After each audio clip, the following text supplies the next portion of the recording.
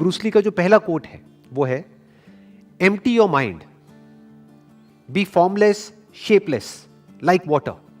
If you put water into a cup, it becomes the cup. You put water into a bottle and it becomes the bottle. You put it in a teapot, it becomes the teapot. Now water can flow or it can crash. Be water, my friend. हम जब भी कुछ भी करने जाते हैं तो पहले से ही जो हम करने वाले हैं उससे रिलेटेड हमारे माइंड में बहुत कुछ भरा होता है. फॉर एग्जाम्पल, अगर ब्रूस ली के ही स्टैंड पॉइंट से समझा जाए कि किस कॉन्टेक्स्ट से बोल रहे हैं, तो आपका जो ओपोनेंट है, वो जो सामने वाला है, उसके बारे में आपके माइंड में पहले से कुछ भी नहीं होना चाहिए. पहले से प्री कंसीव नोशंस नहीं होने चाहिए, क्योंकि हो सकता है पहले से जो आप सोच करके जा रहे हो वो बंदा अपना स्टाइल ही चेंज कर दे.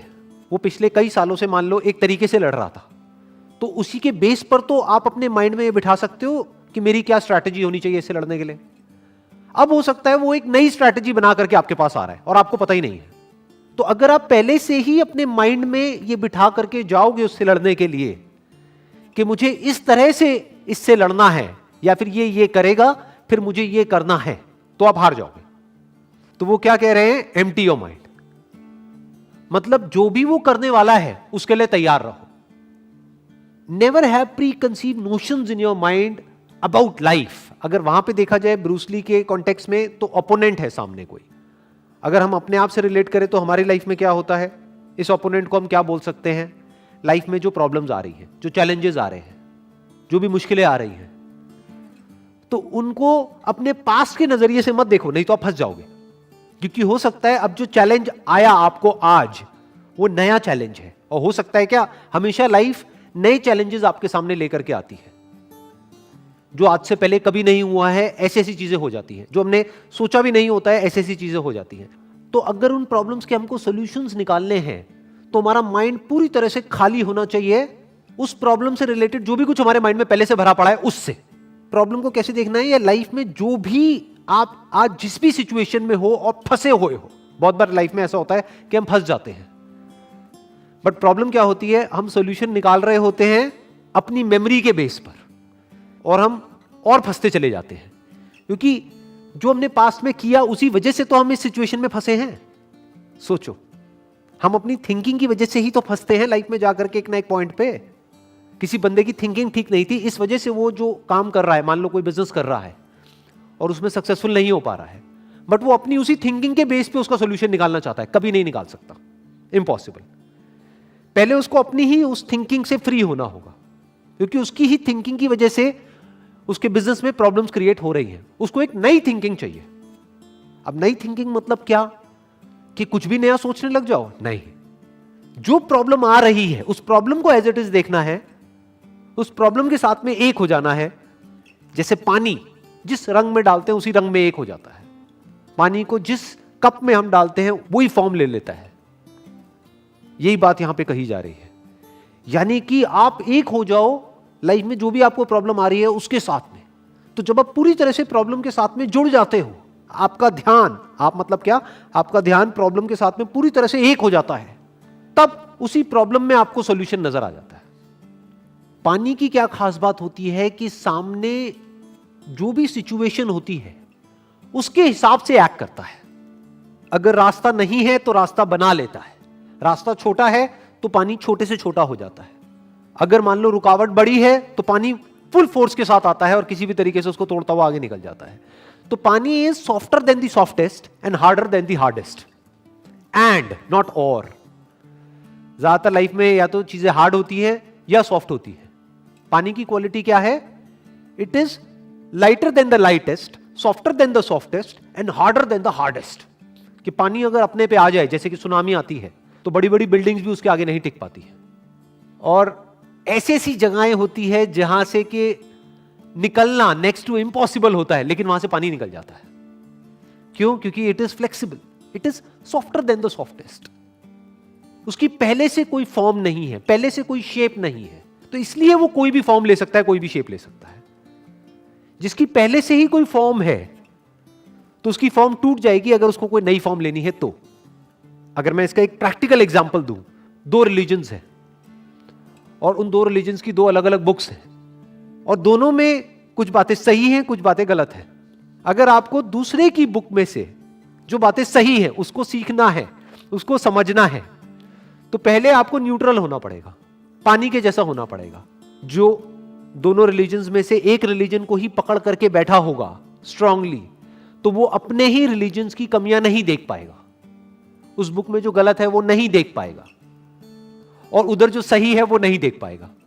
बट अगर कोई पानी के जैसा है, यानी वो किसी एक को नहीं पकड़ रहा है, उसकी कोई फॉर्म नहीं है, तो अब वो कोई भी बुक पढ़ सकता है किसी भी रिलीजन की, और उसमें से जो सही है उसको निकाल सकता है और अपनी लाइफ में उतार सकता है और अपनी लाइफ में चेंजेस लेकर के आ सकता है। तो ये बात यहां पर कही जा रही है कि लाइफ में अगर आप एक्चुअल में ग्रो करना चाहते हो या फिर अनस्टॉपेबल होना चाहते हो in the real sense, not theoretically but actually, तो उसका सिर्फ एक तरीका है, you need to be like water. Next quote is, do not pray for an easy life, pray for the strength to endure a difficult one. Do not pray for an easy life. क्यों? क्योंकि life तो easy है ही नहीं। तो अगर आप एक easy life के लिए प्रे कर रहे हो तो आपकी प्रेयर ही गलत हो गई, आपकी एक्सपेक्टेशन ही गलत हो गई। आपकी एक्सपेक्टेशन ऐसी हो गई जो कभी पूरी हो ही नहीं सकती। कोई इंसान तो क्या, भगवान भी आपकी एक्सपेक्टेशन को पूरी नहीं कर सकता। अगर आप कहते हो कि मुझे एक आसान जिंदगी चाहिए, आसान किसी की नहीं है जिंदगी। जो पैसे वाले हैं, मान लो कोई बच्चा है, वो किसी बहुत पैसे वाले घर में पैदा हो गया है, अरे उसकी अलग प्रॉब्लम्स है, और जो एक गरीब घर में पैदा हुआ है उसकी अलग प्रॉब्लम्स है। ऐसा नहीं है कि उसकी लाइफ में कोई प्रॉब्लम्स ही नहीं है, ऐसा कोई नहीं है।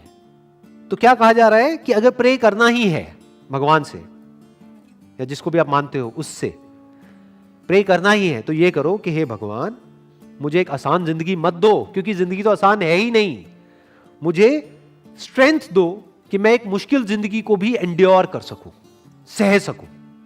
यानी मेरी सहन शक्ति को बढ़ाओ भगवान, मेरी स्ट्रेंथ को बढ़ाओ, मेरी पावर्स को बढ़ाओ। मुझे ऐसा बनाओ कि मुझे जिस भी माहौल में डाल दिया जाए, चाहे वो माहौल कितना भी अनकंफर्टेबल लग रहा है, मैं उसको सह सकूं। फॉर एग्जाम्पल, अगर आपको एक अच्छी बॉडी चाहिए तो उसके लिए दर्द सहना पड़ेगा, तो भगवान से प्रे करना ही है। तो भगवान से ये मत प्रे करो कि हे भगवान मेरे को एक अच्छी बॉडी दे दो। भगवान से प्रे क्या करना है कि हे भगवान मुझे शक्ति दो कि मैं उस दर्द को सह सकूं जो दर्द मुझे होने वाला है जब मैं अपनी बॉडी को बनाऊंगा तब। लाइफ में जो मुश्किलें हैं उससे लड़ने की ताकत एकदम से नहीं आती है। तो अगर आपको एक आसान जिंदगी मिल गई तो हो सकता है आपको यह भी लगे कि मेरे साथ में अच्छा हो रहा है, लेकिन एक्चुअल में आपके साथ अच्छा नहीं हो रहा है, बुरा हो रहा है। क्योंकि अगर आपको थोड़ी थोड़ी मुश्किलें मिलती रहे लाइफ में, तो धीरे धीरे आने वाले टाइम में आप इस लेवल पे आ सकते हो कि बड़ी से बड़ी मुश्किल से भी टकरा सको। Next quote is, I fear not the man who has practised 10,000 kicks once, but I fear the man who has practised one kick 10,000 times. अगर इस कोट को हम ध्यान से समझे तो इसमें प्रैक्टिस को डिफाइन किया जा रहा है कि प्रैक्टिस का मतलब होता क्या है।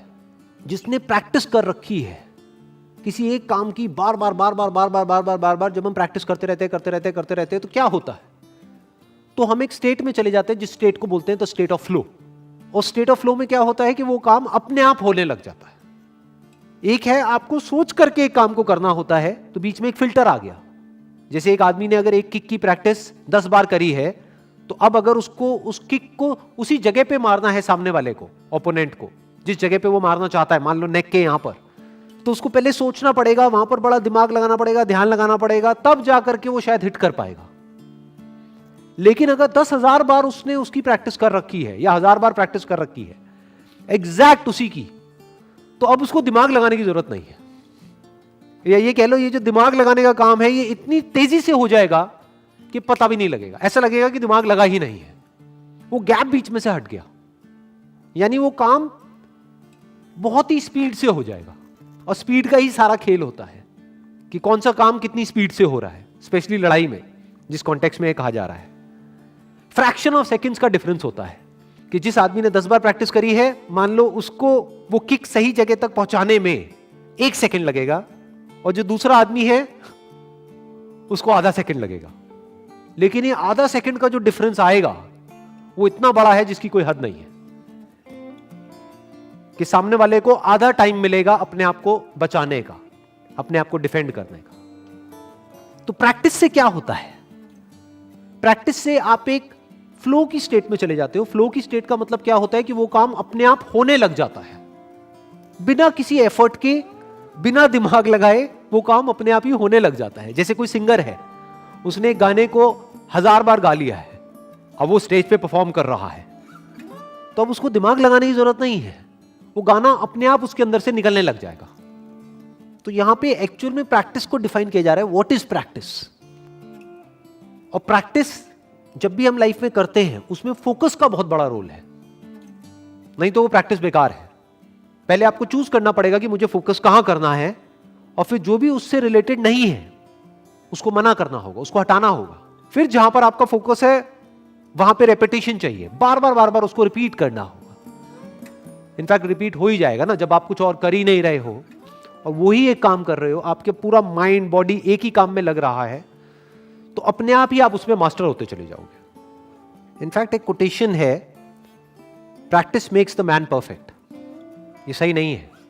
क्यों? क्योंकि practice only in the right direction makes the man perfect. Practice तो दूसरा आदमी भी कर रहा है, 10,000 किक की प्रैक्टिस उसने करी है एक बार, तो प्रैक्टिस तो उसने भी करी है। और दूसरी तरफ से एक आदमी है जिसने एक ही किक की प्रैक्टिस 10,000 बार करी है। तो प्रैक्टिस से परफेक्शन नहीं मिलता है, practice along with focus in the right direction makes the man perfect.